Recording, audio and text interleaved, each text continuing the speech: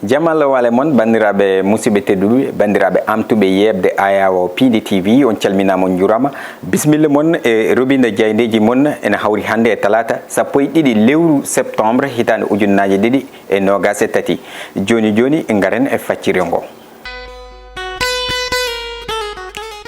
ko noon bandiraɓe musidɓe tedduɓe haade men noon fuɗɗade jayndeji hande leydi men kanƴi foof ɗi garti e alhaali kay oɗon ɗin firhinnaji teskaɗi toon to Kansoto noon tawete koto fo Kédougou ɗum noon holitama noon ɗiɗon garmi garaji hakkude kay seppoɓe ɓe e ɓen ɓe ganduɗa ko dadiɓe ɓe waɗi ni mayɓe hayni kadi jayndeji hande garti to banggue dawrgol e alhaali sumgo candidat mo Benno Bokk Yakar puɗɗoɗen e jayde Vox Populi noon no mbiruɗen ni ɓe gari ko toon to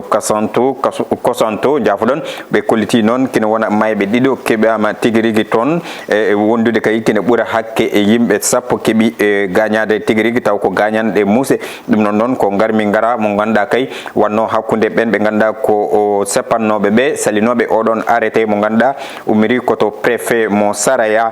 arrêté noon garɗo kay waylude holno sukaɓeɓe potata ƴeftirede golle e nder oɗon ko ganduɗa kay toon to gandanɗa hoorema nokku zone miniére mo ganduɗa kay ne tawe toon hollitamane ni ɗum ko ganduɗa kay hande ni ene fada ɗum ko ganduɗa woni o CRD batu ngu ganduɗa kay mo taw ko CRD spécial ɗum ene ɗamina hande toon to gouvernance mo Kédougou ko yewte kaɗon haala hollitamane kadi oɗon gandanɗa hoorema population walla ɓesgu wongu to ngu kamɓe kay ɓe joofi e kaɗon haala ko omo ganduɗa woni préfet mo Saraya e wadde ɗum kay ko wela walla ni yaɓɓude kuule e ko ganduɗa kay wiide ne wayla ko wonno ɗon e ko fate alhaali ɗiɗon ɓen ɓe ganduɗa kay ko wabɓe impacté e oɗon exploitation mo ganduɗa ko miniére taweteɗo toon jokken e jayde libération koye kaɗon kay ɓe jokki ɓe mbi ko ɗiɗo ɓe ganduɗa ko asannoɓe tigui rigui ko ɓen kay keeɓi wasde hen pitali munen taw kay ɓe gandini ko bal réel tigui rigui kono noon ɗum foof e wade noon hollitama hen goto noon andama ko walla ni kamɓe ɗiɗi foof ɓe gandama hen goto yarate ko duuɓi e 57 mo ganduɗa kay kañum ko desɗo ni ha ene jogui ni ko ganduɗa kadi ɓiɓɓe jeegomo tigui rigui hollitamane kadi kanko o victime o wiite ko Babacar Sissoko ko andinamane kadi ko mawniraɗo e on maire mo ganduɗa kay ko maire Kosanto goɗɗo noon wiyama ko duuɓi nogas e jeeɗiɗi yarete andinamane kañumne ko père de famille ko desɗo ha jogui ɓiɗɗo goto ni hollitamane kadi kono ko iwde toon to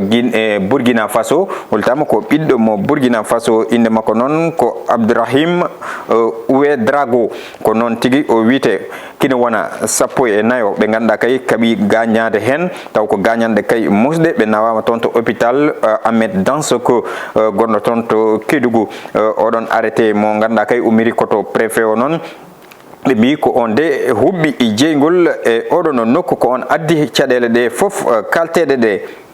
jokken e jayde les échos noon arti koye alhaali dawrugol ko fate alhaali Amadou Ba ɓe mbi ko oɗo saaha Amadou Ba gam kay wawde e salade ɗum ko ganduɗa woni ceeragu e hakkude mabɓe e nder landa APR ɓe mbi Amadou Ba kay e o saaha koñum kay koko o yiiɗi ustude dose o walla ni ko yiiɗi ustude toohe gonɗe hen ɗe o ƴefti téléphone makko o noddi omo ganduɗa woni Abdoulaye Daouda Diallo hayni e Boun Abdoulaye Dom gam yidde e fottude e mabɓe ɗum noon kay hollitama tigui rigui ko hono ko way noon e nder jayne nde e hello nayyi so tawi a udditi garen e jayde l'observateur noon ɓe garti koye tigui rigui alhaali candidature 2024 o candidat mo Benno Bokk Yakar 2024 ɓe mbi ko Amadou Ba là où le bas blesse e nder titre mabɓe noon ɓe garti e holko gandanɗa hoorema yahani e gueɗe ɗe ganduɗa kay e ngoɗon sumgo ngo Amadou Ba mbi soit oɗon mo Macky Sall noon eno yaadi e ko ganduɗa kay woni e bonandeji kewɗi ɓe mbi APR e o saka kam ko peccor walla ni ko gandanɗa hoorema ko malaise taw koto banggue suuɗde woni ko teska hen e o saaha ɓe mbino kadi kamɓe jaydiyankoɓe wonde nden tamande nde ganduɗa kay ko mairuji taweteɗi e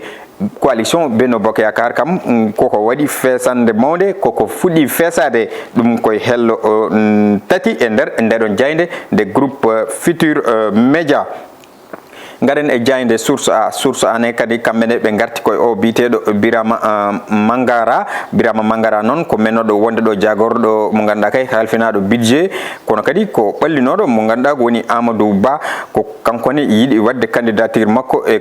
candidat mo coalition Benno Bokk Yakaar e nder oɗon noon e nder hello nayyi walla joyyi e nder ndeɗon jayde source a ɓe gandini kay kanko de e o saaha o yiɗi jeeyede koye ɓen ɓe ganduɗa kay ko yimɓe wadde candidature munen e sumgoji e gandanɗa hoorema ko 25 lewru février arodu ndu to e hitande ujunnaje ɗiɗi e 24 goɗɗum ko tawete hen ko alhaali ko ɓe mbi ko déclaration candidature walla ko démission walla yidde woppude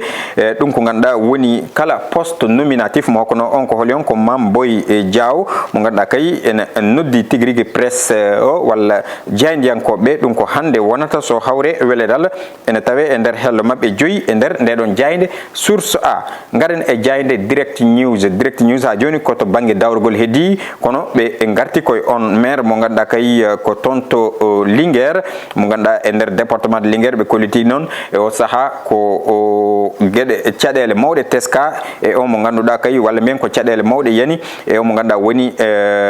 Ali Nguy Ndiaye caggal nde holliti wonde o woppi gouvernement o hollitama noon kina wona hakke mairie sappo e jeenayyi taweteɗe e nder département de Linguére hen sappo e jeegomo kay kolliti kañum de jaadani e yiyande makko nde jaadi ko yiyande nde ganduɗa kay président Macky Sall suɓima ɗum noon so tawi a ƴeewi hello tati ma taw toon jaydankoɓe ene jañi hen no hannirni omo ganduɗa ko Mountaga Sy kañum kam felani hen sikkini andini vraiment kañum kam yaadi ene kadi omo ganduɗa woni Amadou Ba ko candidat exceptionnel ɗum ko konguɗi ko omo ganduɗa woni maire mo Richard Tolo goɗɗum kadi e maire mo Ross Béthio hono omo ganduɗa woni Fally Seck kañumne kay andini ene yaadi e ngal pellital goɗɗo kadi jaadude hen ko Oumar Sarr. Jawten e jayde le quotidien ne candidat Benno Bokk Yakaar ɓe mbi ko on parcours sans débat jeu de mots ɓe gaddi ko yettode Amadou Ba sans débat parcours noon mo ganduɗa e alhaali o mo cuɓaɗo Amadou Ba ɓe gandini noon ɗum ko wayno hunde ko soynonode ni e nder hen noon Mountaga Sy haali hen konngudi e andinde ha joni Amadou Ba ko candidat ɓurɗo darade e o saaha e nder coalition Benno Bokk Yakaar kono noon golle mawɗe ene fadimo e nder oɗon candidature. Ngaren jawten e jayde Le Soleil jayde gendiri nde ɓe garti koye tana mawɗo kewɗo tonto legal bitegal Kër Mbaye Fall ɗum noon ko on mo gandanɗa hoorema inde mum sowa Ka Ndiaye koko Hirsa kay ɓe garti tigui rigui on tawa koye nder salon mum Hirsa no hirsirɗa ni noon ɓen ɓe ganduɗa kay ko famille makko hayni e hoddiɓe ɓe foof e o saaha kay goni koye mette mawɗe e kadi hollirde mette munen no hanniri ni e on mo ganduɗa kay e suspect o walla tuumaɗo alhaali o. Jokken e jayde Besbi le jour ɓe garti koye dawrugol ha joni ɓe mbi audience mo ganduɗa kay président Macky Sall noddino